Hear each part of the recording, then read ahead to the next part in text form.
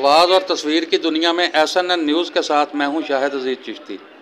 खबर शामिल करते हैं शोरकोट से, जहां ईद उल अज़हा करीब आते ही महंगाई का जिन बेकाबू हो गया।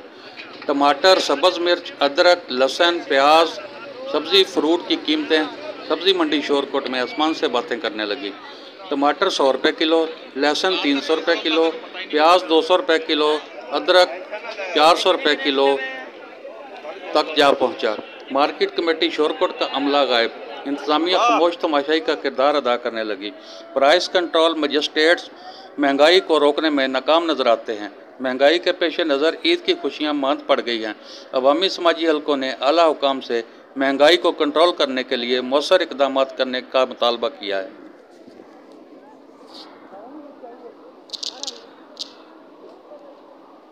चलो न्यूज़ अपना